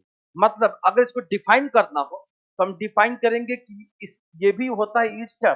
पर ईस्टर किसका किसका होता है? ये एक तो जो आपने वहां लिखा था फैटी एसिड, और क्या लिखा था बेटा? ग्लिसरॉल। इनका तो बेटा ये है ही। बियॉन्ड ऑफ दिस, इसके अलावा इसमें एक चीज और आपको जोड़ना पड़ेगा, तभी ये कॉन्जुगेट कहलाएगा। क्योंकि यहां तक के जो डेफिनेशन है वो बेटा किसको कवर कर रहा है? सिंपल लिपिड को। बट हमें क्या डिफाइन करना है? कॉन्जुगेट लिपिड, मतलब हमको सिंपल में कुछ को जोड़ना है। अब हम क्या जोड़ सकते हैं यहाँ पे? यहाँ पे देखो, हम पहला पॉइंट, यहाँ पे हम कार्बोहाइड्रेट जोड़ सकते हैं। क्या जोड़ सकते हैं? कार्बोहाइड्रेट जोड़ देंगे तो वो कॉन्जुगेट कहलाएगा। कार्बोहाइड्रेट के अलावा अब देखो, मैं प्लस नहीं लिखूंगा क्योंकि मैं यहाँ और लिखने जा रहा हूँ। मतलब या तो ये जुड़ सकता है, या फिर हम यहाँ पे प्रोटीन जोड़ सकते हैं। क्या जोड़ सकते हैं? प्रोटीन। प्रोटीन नहीं दिखेगा तो हम यहाँ पे देखिए और भी क्या जोड़ सकते हैं। प्रोटीन नहीं जोड़ सकते तो हम यहाँ पे पिगमेंट, पिगमेंट को जोड़ सकते हैं।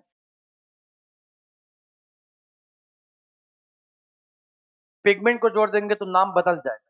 प्रोटीन को जोड़ेंगे तो नाम बदल जाएगा। कार्बोहाइड्रेट जोड़ेंगे तो नाम बदल जाएगा। और क्या जोड़ सकते हैं? एक और बच रहा है हमारे पास, फास्फेट। तो जो जो जोड़ते जाएंगे वो नाम बदलता जाएगा। एग्जाम्पल देखो, जैसे अब मैं सबका नामकरण देखो यही किए दे रहा हूँ, ताकि आपको लगे कि यार ये तो मजा आ गया समझ करके, ठीक है। और आप डेफिनेटली कहेंगे कि सर वाकई में मजा आ गया सर। चलो जोड़ो, पहले क्या जोड़ेंगे? तो कार्बोहाइड्रेट के लिए जो टर्म यूज करते हैं हम लोग वो है ग्लाइको। क्या है बेटा? ग्लाइको रहा। और ये डेफिनेशन किसकी है? लिपिड की। यहाँ जोड़ देंगे लिपिड। नाम क्या हो गया इसका? मतलब ग्लाइकोलिपिड में 2 चीजें जुड़ी हुई, एक तो लिपिड है, दूसरा क्या है? कार्बोहाइड्रेट। अब वो कार्बोहाइड्रेट कोई भी शुगर हो सकता है, ठीक है। कोई भी शुगर यहाँ पे जोड़ा जा सकता है। नंबर 2 देखिए, नंबर 2 में देखिए क्या नाम लिखा है? प्रोटीन। क्या जोड़ना है बेटा? तो प्रोटीन जब लिपिड के साथ जुड़ेगा तो नाम होगा उसका बेटा लाइपोप्रोटीन। क्या नाम होगा? लाइपोप्रोटीन। नंबर 3 देखिए, क्या जोड़ रहे हैं आप? पिगमेंट के लिए टर्म यूज करते हैं हम लोग क्रोमो। क्या यूज करते हैं बेटा? तो नाम क्या हो जाएगा इसका? क्रोमोलिपिड। क्या नाम होगा? अब आ गया नंबर 4, फॉस्फेट जोड़ेंगे तो नाम क्या होगा बेटा? फॉस्फोलिपिड। समझ में आया सबको? तो ये चारों हो गए बेटा क्या? Conjugate lipid. कैसे लिपिड हो गए? तो लिपिड में आप जोड़ते जाइए और नाम बनाते जाइए। अब इसके बाद इन सब का एक एक एग्जाम्पल खाली होता है, ठीक है। एक इसका एग्जाम्पल, एक इसका, एक इसका, एक, ठीक। वो एग्जाम्पल को यही बताता हूँ, यही बता देता हूँ, ताकि ये वाला पोर्शन यही खबर, इनको थोड़ा डिटेल में पढ़ना है। इन लोगों को खाली खाली जनरल जनरल इंफॉर्मेशन। ग्लाइकोलिपिड का एग्जाम्पल, ग्लाइकोलिपिड पाया जाता है बेटा माइलिन शीट में। जिस नाम से पाया जाता है वो है बेटा स्फिंगोमाइलिन। क्या नाम बेटा? स्पिंगोमाइलिन। तो जो माइलिन शीट होता है, जो कहाँ पाया जाता है? एक्सॉन के ऊपर। कहाँ पाया जाता है?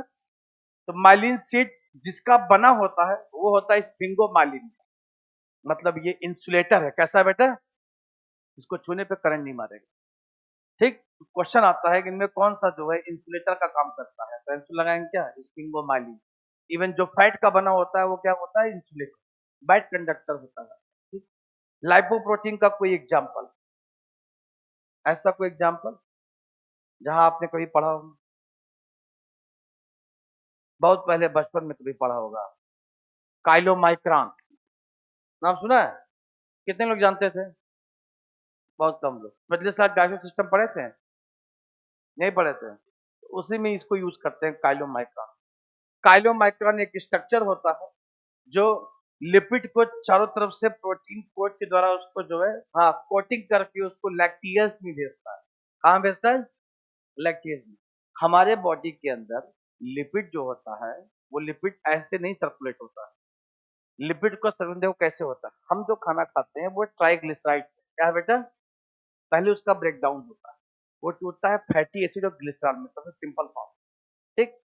फिर जब ये बॉडी में एब्जॉर्ब होता है तो एब्जॉर्प्शन होता है हमारे स्मॉल इंटेस्टाइन में। स्मॉल इंटेस्टाइन में जो एपिथीलिया होता है उसके पास माइक्रोबिलाई होते हैं। क्या होते हैं?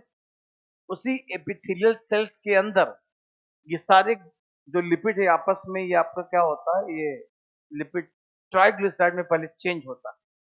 फिर ट्राइग्लिसराइड के चारों तरफ प्रोटीन का कोट बनाया जाता है।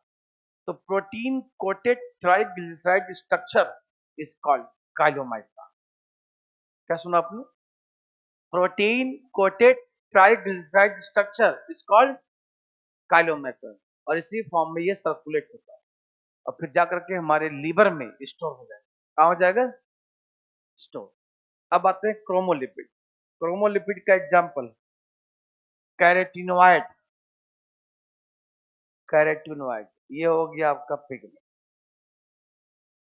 फास्फोलिपिड एकमात्र एग्जाम्पल, और भी दो तीन एग्जाम्पल है। लेसिथिन बहुत इंपॉर्टेंट है। लेसिथिन, लेसिथिन को आपको याद रखना है। लेसिथिन ये सर्फेक्टेंट के जैसा काम करता है, हमारे लंग्स में होता है। ठीक है, ध्यान रखिएगा। इसका use as as act as surfactant. क्या काम होता है सर्फेक्टेंट? सर्फेक्टेंट जो है सरफेस टेंशन को रिड्यूस करता है। अगर ऐसा ना करे तो जो एल्विलाई वॉल है ना, एल्विलाई वॉल आपस में से कोलैप्स हो जाएगा। तो उनको कोलैप्स से रोकने का काम करता है ये सर्फेक्टेंट। तो जब बच्चा पैदा होता है तो उसी दौरान सर्फेक्टेंट तेजी से रिलीज होता है। अगर ऐसा नहीं हुआ तो वो बच्चा मरा हुआ पैदा होगा। ऐसा होगा। तो फीमेल क्लेम करती है कि बच्चा मेरा डॉक्टर ने मारा है। डॉक्टर बोले तो बच्चा मरा हुआ पैदा होगा। दोनों में झगड़ा हो गया। ठीक है, महिला ने डॉक्टर का बाल पकड़ के खींच लिया। तूने मारा। डॉक्टर अपने आपको बचा रहा है, कैसे होगा भाई? उसकी इज्जत है, वो लड़ेगा नहीं, उसकी इज्जत बचाता है। महिला को फर्क ही नहीं पड़ता, उसकी क्या ही इज्जत बेचारी। ठीक है, तुमने बच्चा उसका मार डाला, पकड़ के मारेगी तुमको। उसके बाद फिर दोनों लोग का मुकदमा हो गया, क्रॉस एफआईआर हो गई। उन्होंने कहा हमारा रेपुटेशन खराब किया, उसने कहा ये हत्यारा है, तुम पे मर्डर का चार्ज लग गया। अब तुम्हारी नई नई प्रैक्टिस, तुम्हारा दिल की धड़कन बढ़ रहा है या मर्डर का चार्ज लग गया, क्या करें? तो घबराइए नहीं। अगर आप सही हैं, बच्चा मरा हुआ पैदा हुआ, तो आप निश्चिंत रहिए, कुछ नहीं होगा। जज के सामने केस बनेगा, बच्चे का पोस्टमार्टम किया जाएगा, उसका फेफड़ा बाहर निकाला जाता है। और फेफड़े को बाहर निकालने के बाद फेफड़े को एक बाल्टी पानी में डाल दिया जाएगा। अगर वो तैर गया, अगर वो, तो तुम बेटा तैर जाओगे जिंदगी भर के लिए।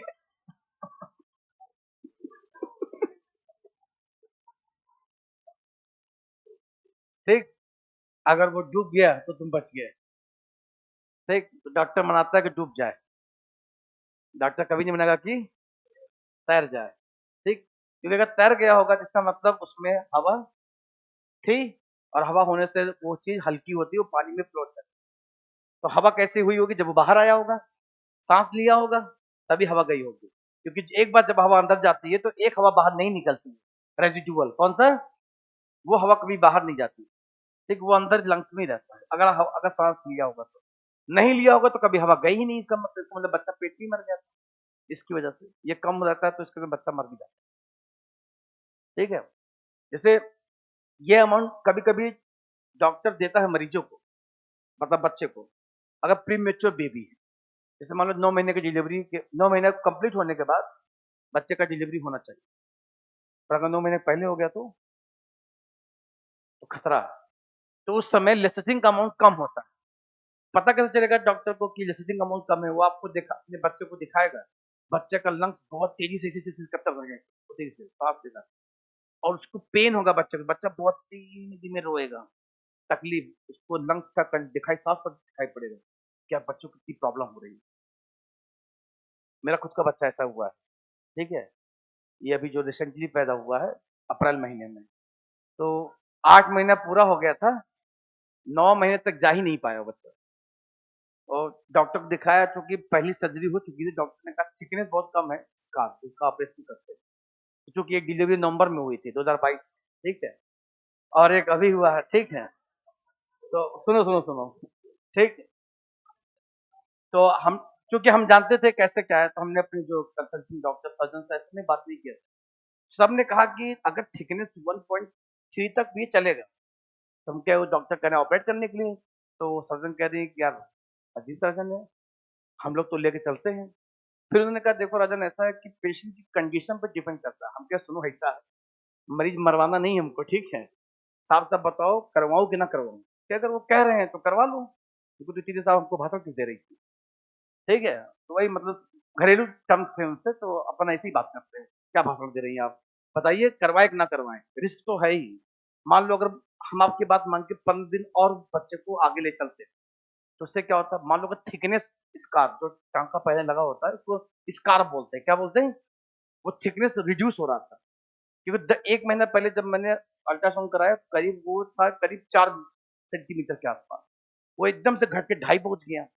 तो हमको चिंता हुई कि यार 10 दिन में ये 2.5 हो गया, वो कह रहे पता जाओ रुक जाओ, आगम का पता नहीं और रुक जाए, 2.5 है, 2.5 का खत्म के 5 बचेगा, 0.5 बचेगा क्या, वो टाका फट जाएगा, वहां से पूरा एकदम लीजन होने लगेगा, जहर फैल जाएगा और मौत हो जाएगी। तो मैं इसलिए रिस्क नहीं लिया, हमने कहा कि उनसे मिला डॉक्टर साहब का ऐसा है, आप जो समझिए आप कर दीजिए। मैंने ऑपरेशन कर दिया।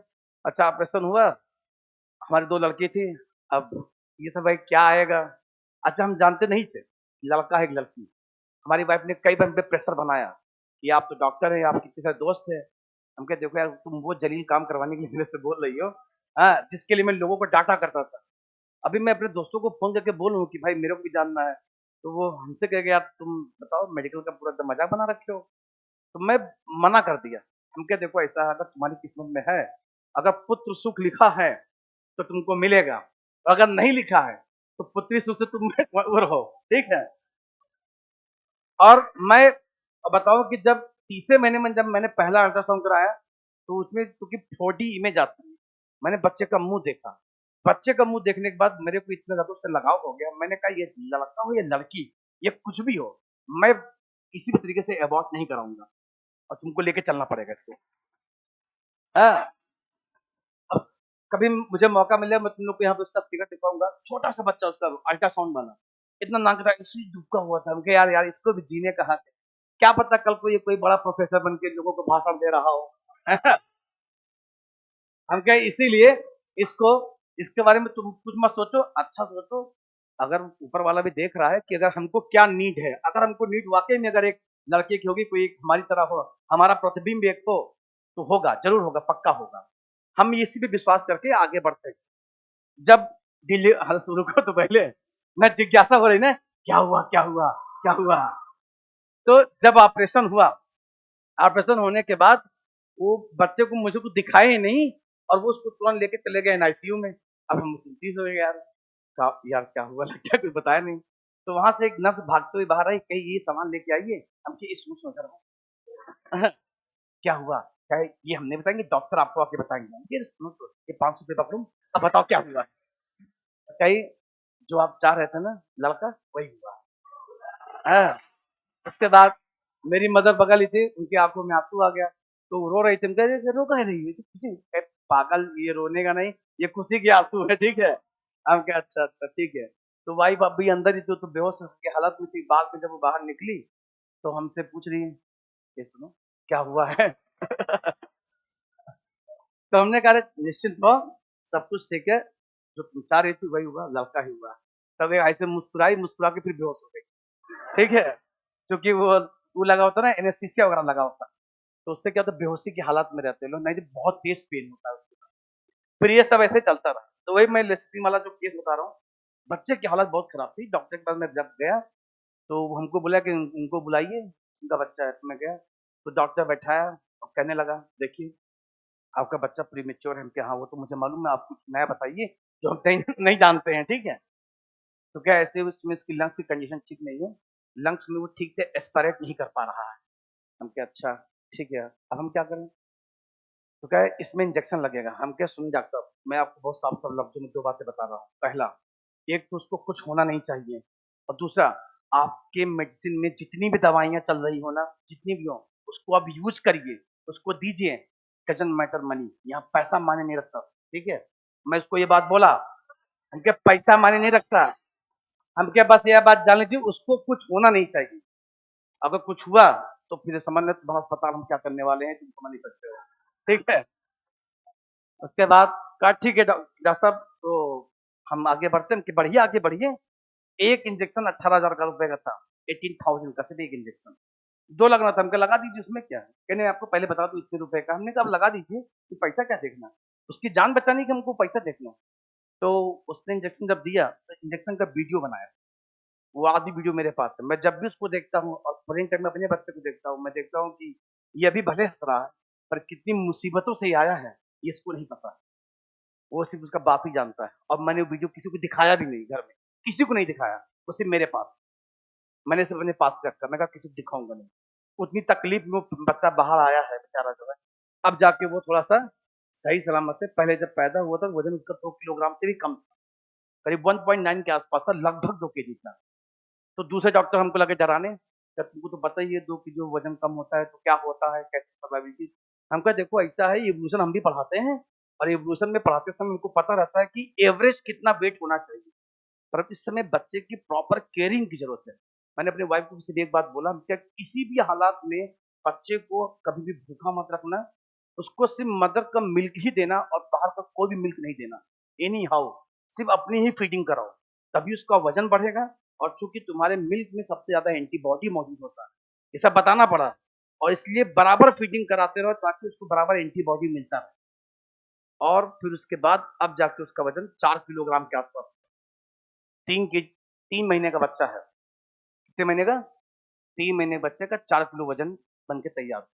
हम के बाद ऐसे इसको प्रॉपर केयरिंग करते रहो, फिर हम लोग उसको आगे देखेंगे। देखो बच्चे कितना कुछ करना पड़ता है, एक माँ बाप कितना करता है अपने बच्चे के लिए, ठीक है। तुम लोग भी कभी ना कभी किसी न किसी के बच्चे तो वही हो, है ना। तुम्हारे माँ बाप भी तुम्हारे लिए बहुत ज्यादा सोचते हैं, इसीलिए कभी भी अपने माँ बाप के बच्चे, मान लो कभी गुस्से में तुम लोग कुछ बोल भी देते, सपोज कुछ बोल देते हैं, तुम्हें उनकी बात बुरी लग जाती है, और तुम उसमें बात नहीं करते, 4 दिन से बात नहीं करेंगे 10 हफ्ते के लिए, ये काम मत करो, सुन लो।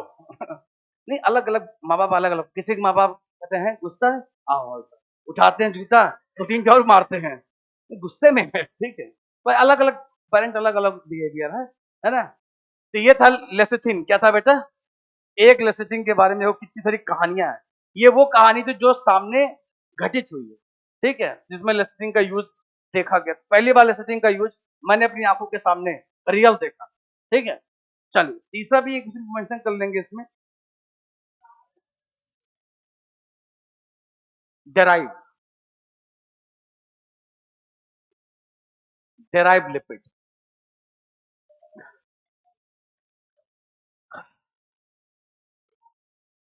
डेराइव लिपिड के लिए बस एक बात लिख रहा है कि इसका structure is not similar to lipid, but having property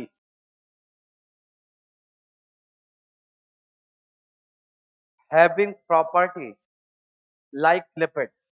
मतलब देखिए बड़ी अजीब बात है कि मतलब इसका स्ट्रक्चर तो लिपिड जैसा नहीं है, कहने का मतलब ये आपका ester of fatty acid glycerol का नहीं मिलेगा, बट इसकी जो प्रॉपर्टी है, कैसा प्रॉपर्टी, ये आपका वाटर इनसॉल्युबल होता है, उस तरह का प्रॉपर्टी मिलेगा इस लिपिड में। ऐसा कौन सा एग्जाम्पल है इसमें? इसका एग्जाम्पल है बेटा, आप ऊपर यहीं लिख लेंगे। इसका एग्जाम्पल में आता है कोलेस्ट्रॉल। क्या आता है बेटा? कोलेस्ट्रॉल। कोलेस्ट्रॉल है। इवन जितने भी स्टेरॉइड हार्मोन होते हैं, क्या होते हैं बेटा? वो सभी के सभी डेराइव लिपिड की कैटेगरी में आते हैं। स्टेरॉइड हार्मोन, स्टेरॉइड हार्मोन कौन कौन सा है? Progesterone, oestrogen, testosterone, androgen, cortisol, ठीक है, ये भी आपका स्टेरॉइड है, ठीक है। जितने भी स्टेरॉइड है वो सब के सब किस में आएंगे बेटा? Derive lipid. एक बात और ध्यान रखिएगा, स्टेरॉइड हार्मोन का जो प्रिकर्सर है वो है कोलेस्ट्रॉल। कौन है बेटा? कभी कभी पूछ ले कि who is the precursor of steroid hormone, answer क्या लगाएंगे कि जितने भी स्टेरॉइड होते हैं वो सब कोलेस्ट्रॉल से बनाए जाते हैं, इसीलिए कोलेस्ट्रॉल बॉडी में जरूरी है, पर हद से ज्यादा जरूरी नहीं है। दो तरह का कोलेस्ट्रॉल का लेवल होता है, एलडीएल और एसडीएल, लो डेंसिटी और हाई डेंसिटी का। तो हम लोग को बॉडी में लो वाला चाहिए। कौन सा चाहिए? हाई डेंसिटी वाला। अगर अगर बॉडी में अगर स्टोर हो रहा है तो वो जाकर के आपकी जो कोरोनरी आर्टरीज होती है वहां जाकर डिपोजिशन होने लगेगा। अब बीमारी होगी कौन सी? कैट। इसका नाम क्या है? Coronary artery disease. तो हमको एलडीएल चाहिए, एसडीएल नहीं चाहिए। एलडीएल से हमारे अंदर स्टेरॉइड हार्मोन बनेगा। कौन सा हार्मोन? स्टेरॉइड। अब बचा कौन सा इसमें? सिंपल लिपिड, जिसको हम लोग अगले क्लास में देखेंगे, ठीक है। ये हो जाता अगर वो कहानी नहीं शुरू होती है। डिस्कशन 2-3 दिन से नहीं हो पा रहा है। अगले क्लास में आते ही पहले डिस्कशन कराते।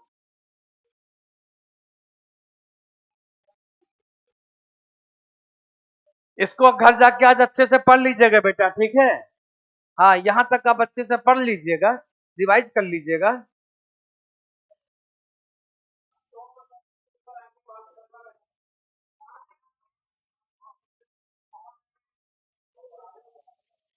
होम असाइनमेंट ले लीजिएगा। आप लोग फर्स्ट काउंटर से बोले हैं बेटा।